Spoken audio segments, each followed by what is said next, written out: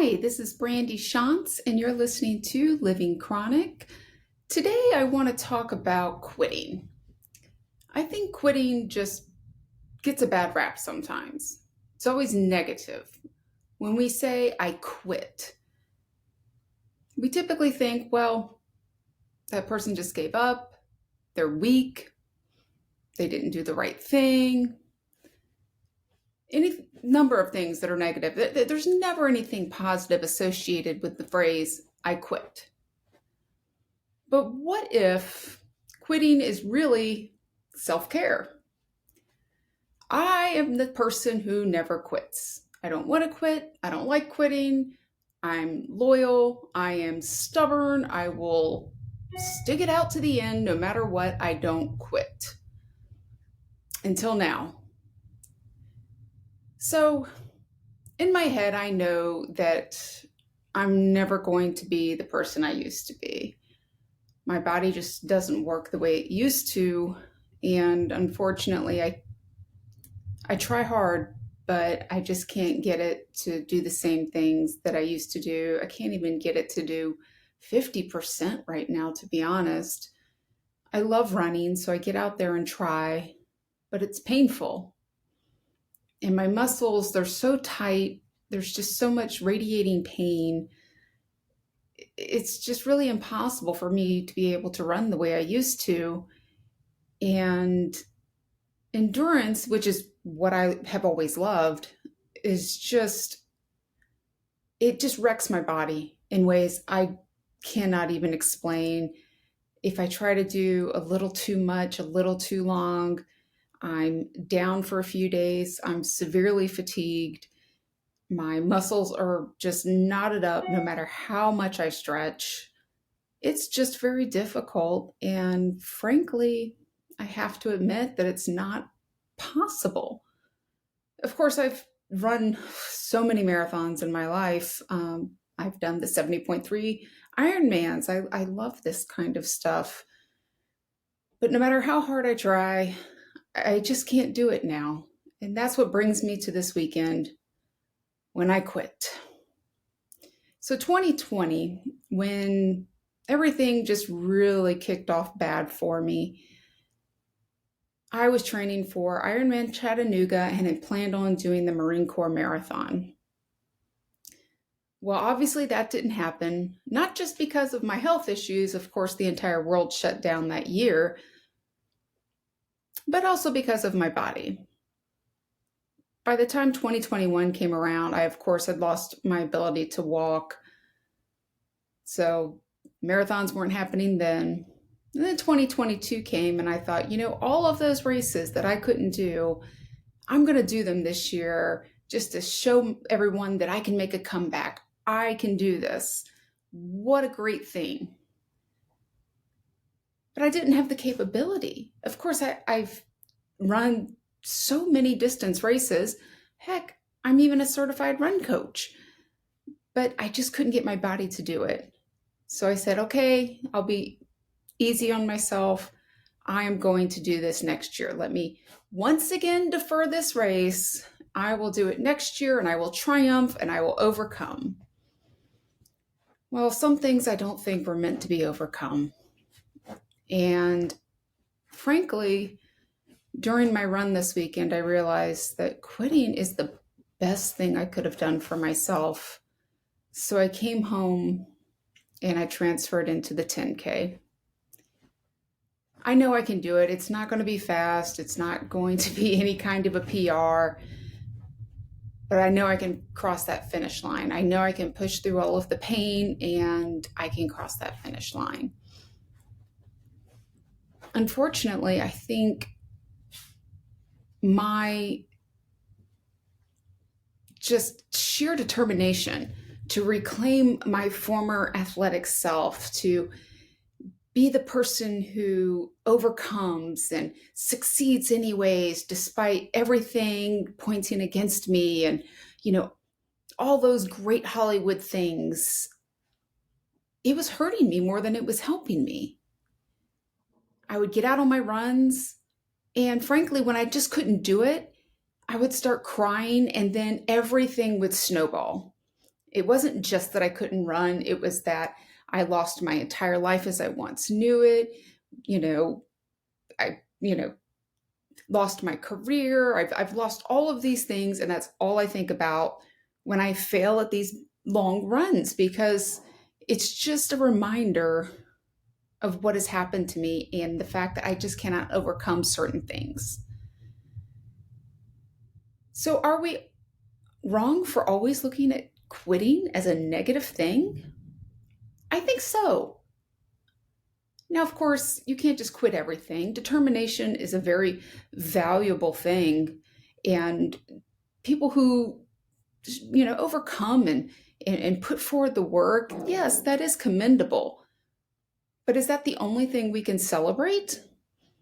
I think that this is very applicable to many people, not just chronically ill people. This is applicable to so many people where you just refuse to quit, you want to overcome. And at some point, you have to admit when this is just not good for your mental health.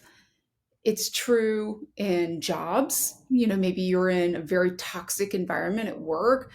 The people you work with are toxic. You have a toxic leadership. You have, you're not being challenged at work.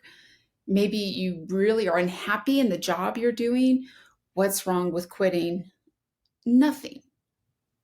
This weekend, I realized that I'm doing myself more harm than good.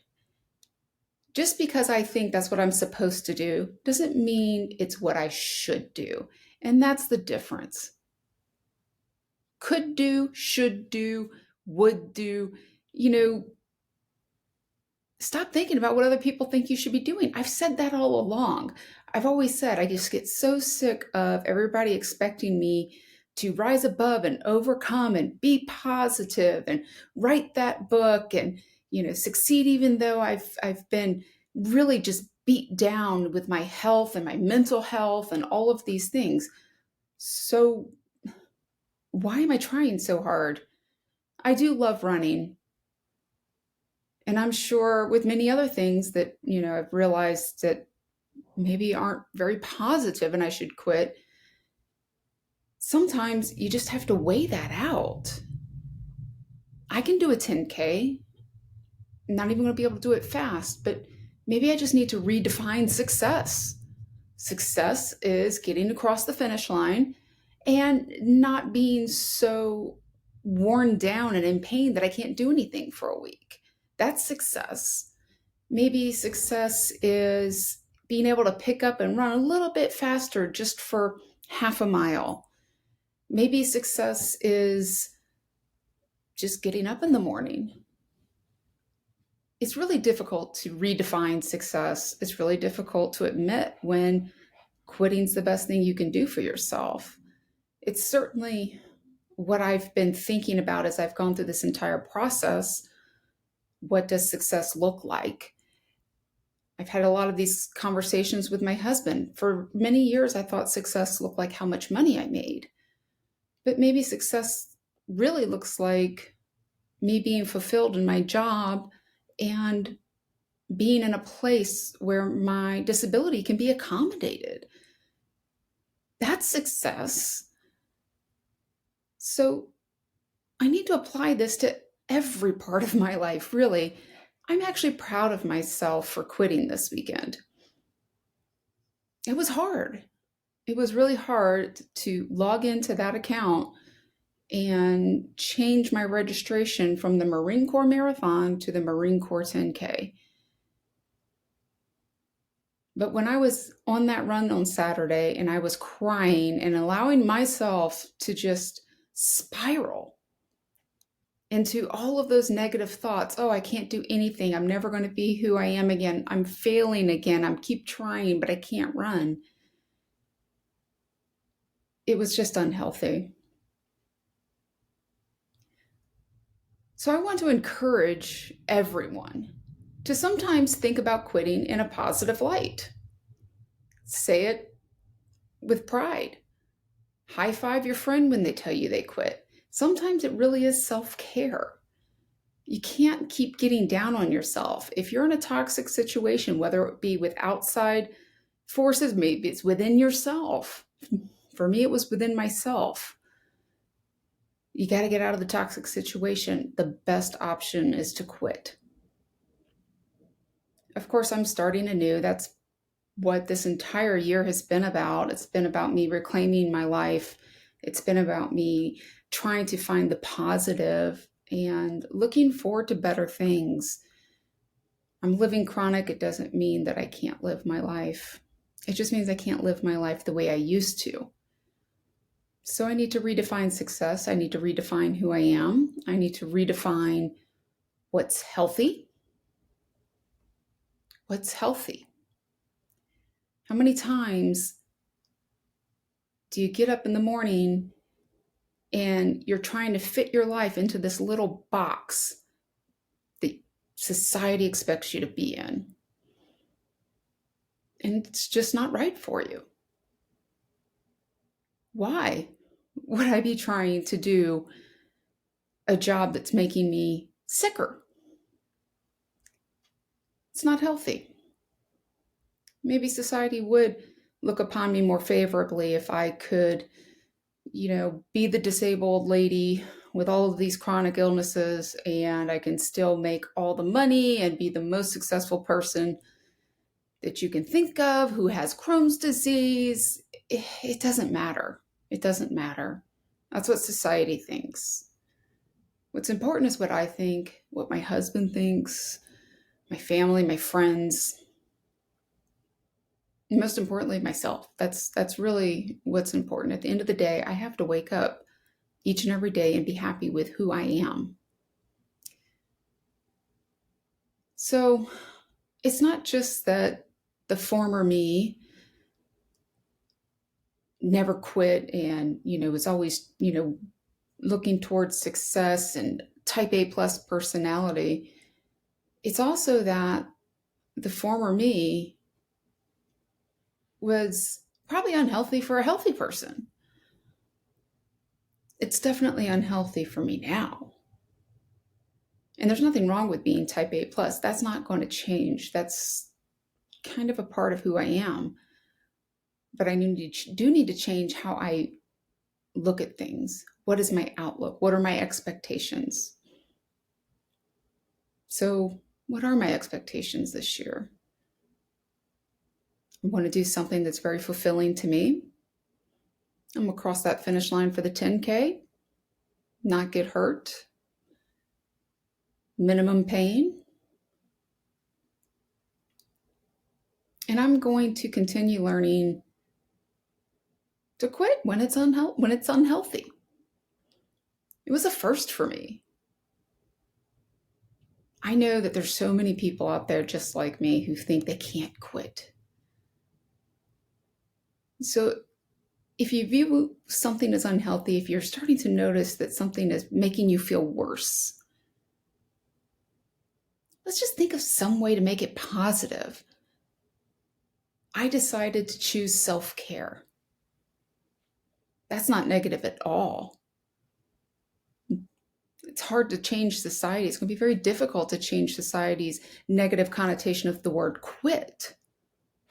But who could be against, I decided to implement some self-care. So that's how I'm going to say it. This weekend, I decided to implement a bit of self-care, and I feel better about myself for it. Have you ever felt proud of yourself for finally quitting, giving up that expectation from society? Reach out, let me know about it. I want to hear your thoughts, what you've been through, because it's a real revelation for me to learn, hey, self-care is more important than that negative word, quit. I'm Brandy Shantz. You've been listening to Live in Chronic. Thank you for listening.